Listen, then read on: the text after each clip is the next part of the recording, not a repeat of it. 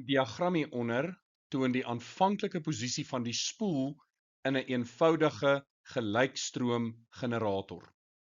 Die spoel word in 'n antikloksgewyse rigting geroteer.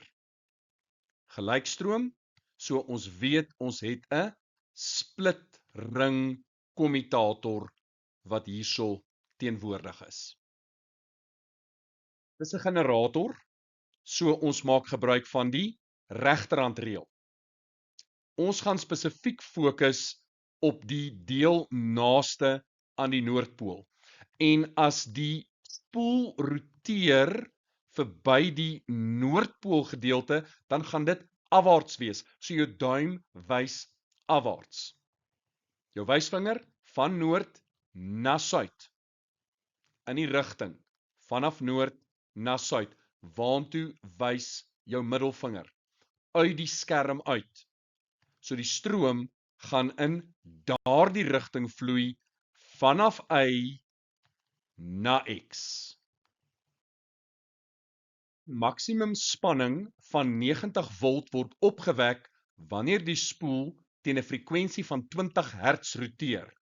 Skryf die tyd neer wat dit die spoel neem om een rotasie te voltooi. Die periode is gelyk aan 1 gedeel deur die frekwensie, met ander woorde 1 gedeel deur 20 Hz, en dit gee vir jou 0,05 sekondes. Die spoel begin uit die aanvanklike posisie roteer. Skets 'n grafiek van uitsetspanning teenoor tyd vir een volledige rotasie van die spoel.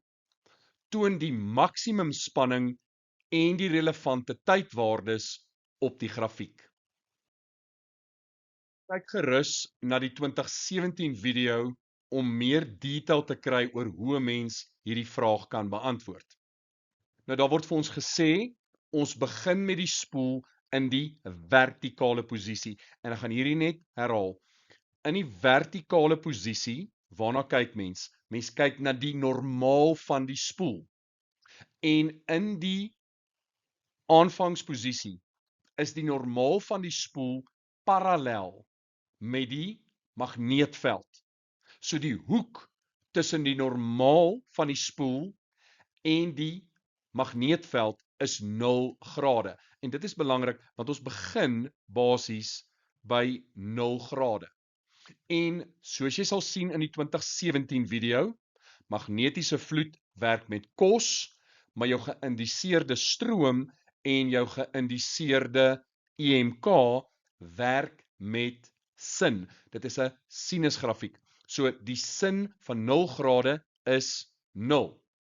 En dan by 90 grade, dit is met ander woorde 'n kwart rotasie, die sin van 90 grade is 1. Ons het 'n maksimum waarde en dit moet met ander woorde 90 volt wees.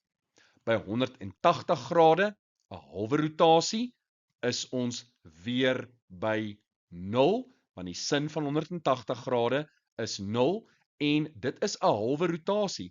As 'n hele rotasie 0,05 sekondes vat, gaan 'n halwe rotasie 0,025 sekondes vat. 270 grade, ons is nou 3/4 pad van ons reis.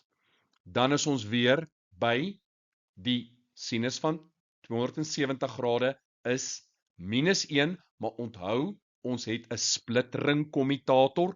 Al die negatiewe waardes word omgedraai, hulle word positief gemaak, en dan uiteindelik is ons terug by ons beginposisie na 0,05 sekondes en die waarde van die EMK is weer eens 0.